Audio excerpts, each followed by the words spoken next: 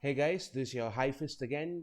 This is probably the most controversial video that I've done, and it might be a little short as well because I'm not really using any notes. I'm just going to go on a little rant here. So, why Bidithal matters, right? And what I essentially mean by that is why Erickson's sort of depiction of female genital mutilation, right?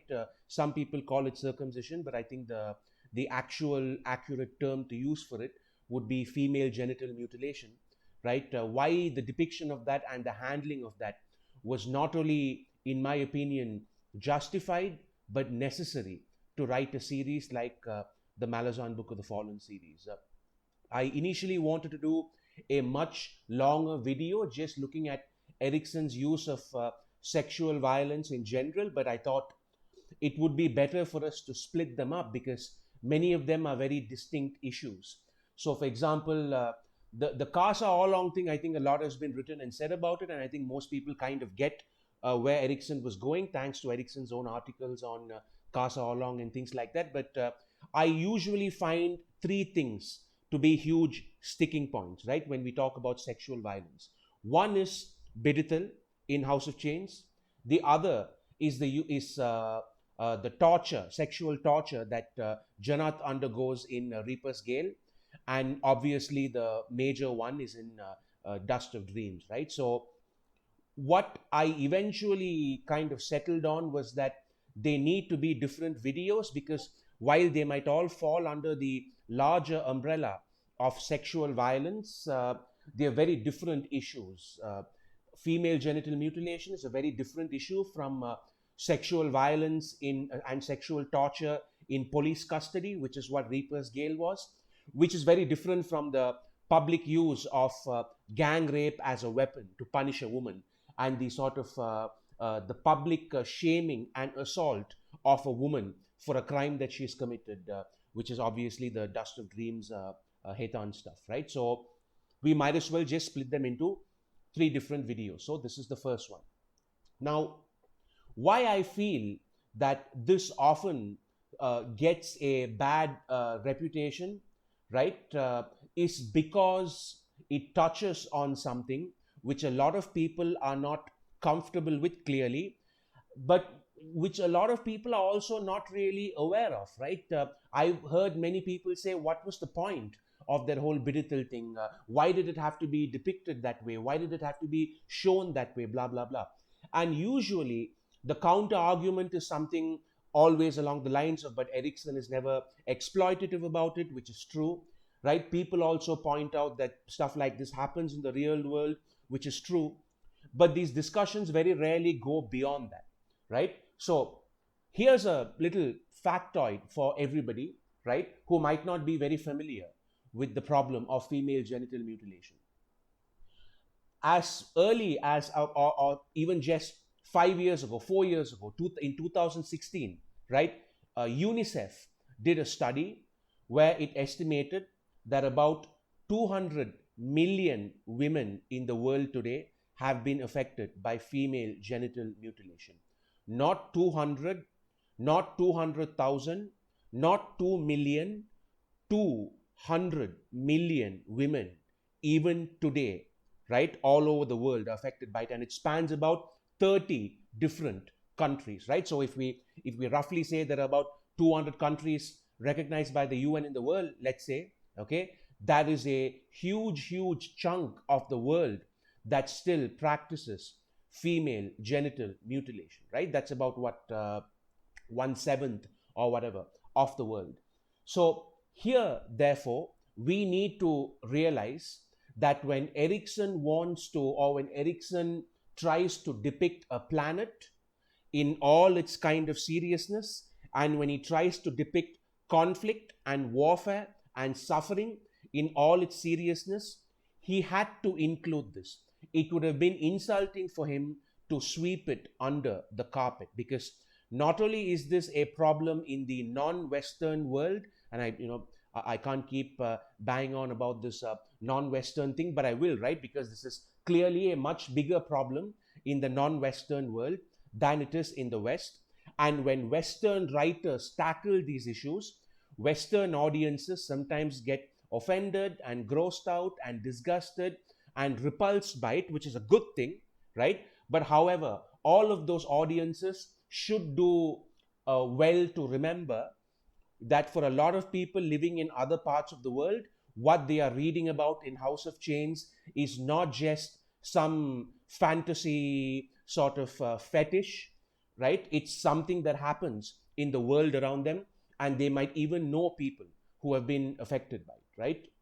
So it's not some obscure, outdated practice that Erickson is depicting here. It's not some ancient tribal tradition that's been long dead for millennia that Erickson is talking about here.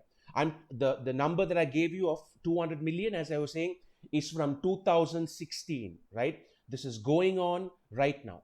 Another extremely important thing, which I never really see touched on when people talk about the whole Bidithal storyline, right, is how it's a parable for the way that the world itself sees female genital mutilation today. As in, right, if you look at Shaikh's army, they all know that Bidithal wants to go after Felicine Younger in this way, right? And they all make these moral proclamations and this kind of moral posturing and chest beating of how they will never let that happen to Felicine Young, right? Hiboric says it, Leoric says it, even Casa doesn't want Felicine harmed, Leoman doesn't want Felicine harmed, Shaikh the Elder, right, the actual Felicine, doesn't want Felicine the Younger harmed, and many of them claim to be protective, blah, blah, blah.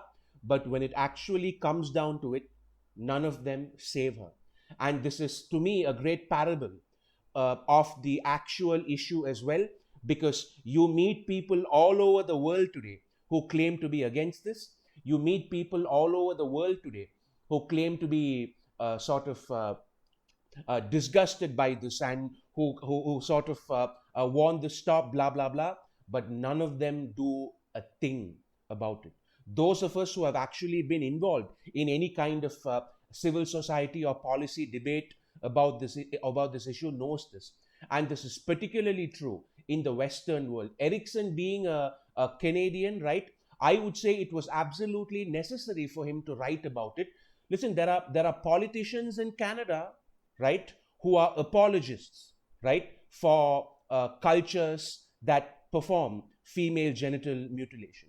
There are apologists in academia, right, in Canada and in many, many parts of the Western world.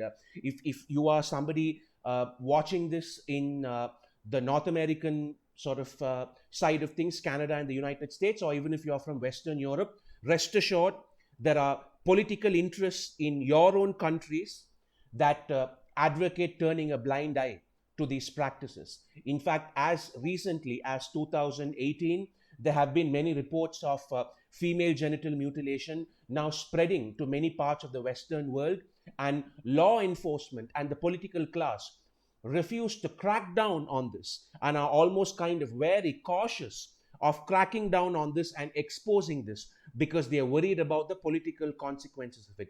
And that's precisely what happens in House of Chains as well, where Shaikh the Elder knows that Bidithal needs to do this, that Bidithal will do this, but she needs him politically, and therefore she tolerates it. Much like how many, many Western political parties seem to be quite willing to tolerate these things now, right? And the other thing is, even when they find out about this, all of these people who were beating their chests about how they would always protect Felicine, how they are completely against this dark practice of female genital mutilation and all that, none of them do a thing about it. Casa arrives at the end and he's the one who kind of rips Bidithal's balls off and stuffs it into his mouth and kills him, right? But Hiboric, Loric, Shaikh, right? None of them do a thing about it. And to me, that is such a great sort of mirror to what goes on in the real world as well when it comes to this particular debate, right? Where there's a lot of posturing, there's a lot of, a term that some people would use is virtue signaling or whatever, right? There's a lot of chest beating about how people are against this. And I'm sure Erickson's critics have said this as well, right? I'm sure there are a lot of people who criticized Erickson for portraying it this way, who criticized Erikson for writing such a character and for showing all these acts of violence and for kind of getting into the minds of the victims and things like that. I'm sure that many of those people who were mad at Erikson have done absolutely nothing in their real lives to stop this practice, have done absolutely nothing in their real life to either mobilize politically or to even voice out in the real world against ruling interests, right? That want to pass this off as just cultural relativism or diversity or open-mindedness or whatever it is, right? You will be shocked at how often the diversity excuse, the multiculturalism excuse, is used as a way to sweep all of this under the carpet. And Erikson, if anything, should be commended for refusing to sweep this under the carpet, for refusing to act like in a world like this, none of this would happen, right? That would have been the ultimate betrayal that Erikson could have done, and he did not do that. So, if anything, I would say that the way it was done and the feelings that it elicited from you and the sense of horror and disgust that this creates, that was very well done by Erikson, and it serves a very, very important purpose, right? Which is to demonstrate just how much, number one, of a problem this is, and also to show how it's very easy to pay lip service claiming to be against these things, and it's very easy to take up a sort of a conceptual moral position, ethical position, that this kind of stuff is not really something you find acceptable, but that even those people ultimately end up accepting it, much like they did in House of Change, right?